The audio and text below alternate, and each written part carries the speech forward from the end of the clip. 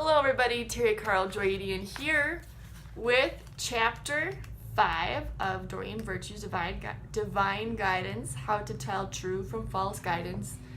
And this video is super amusing to me now because this is take 2. The first take was interrupted in the middle because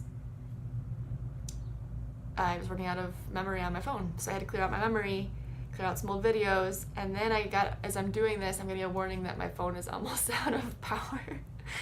And this is coming from waking up on time and getting going early and delaying creating this video. Like, I don't know if you can tell, but I cleared out this office. It's looking great, but I spent 45 minutes to an hour doing other things other than doing this video and meditating, which are related to divine guidance. So clearly there's some avoidance going on here, which ties into this chapter. She talks about how we have true guidance, we have false guidance, we have things that delay us. I just realized there are some things in here about like procrastinating. Is that number? She didn't have it in here.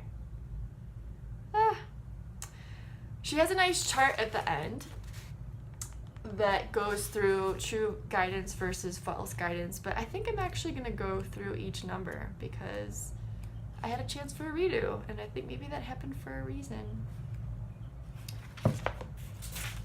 So, number 1, here are there 10 still? There are at least 10 indications of true versus false guidance if you're looking for divine guidance. The first one is true guidance is mature. So it's going to sound like a motivational coach versus a whiny or nagging child or spouse, I guess. Number 2 is true guidance is consistent. For me, I notice things in 3s, sometimes in 2s, but 3s really get my attention in a short period of time. The most recent one was Arizona popped up 3 times, so that clued me in that I may want to start looking into the Southwest. So the opposite would be just jumping around. You're not getting a clear, flowing, consistent guide to your next step. 3 is true guidance is about helping others.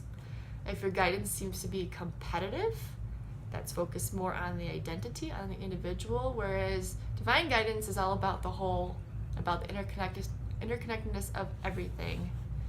So that's a good indication.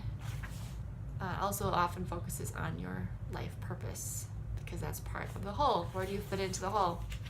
4, true guidance doesn't procrastinate. It wants you to be happy now.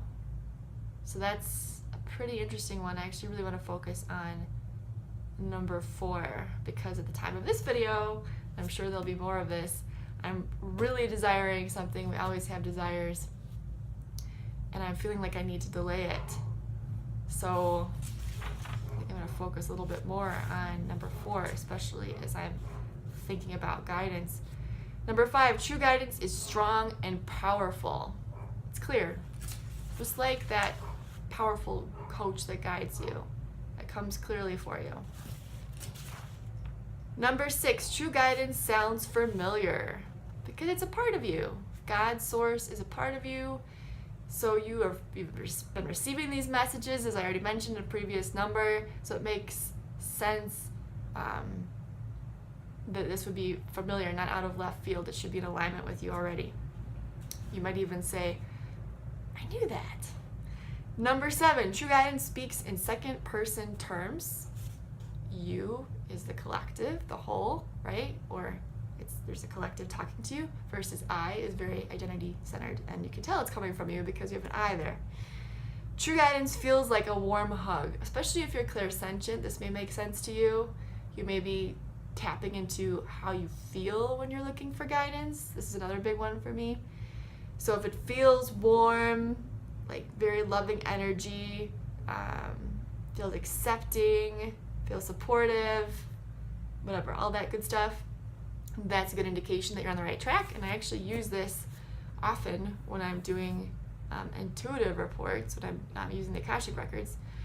And then the opposite would be cold, prickly, even painful. Sometimes when I'm giving a report in a certain place or a certain person is asked about, I will notice certain feelings. If it's just feeling like cold or dead or a wall, that's an indication that that may be closed.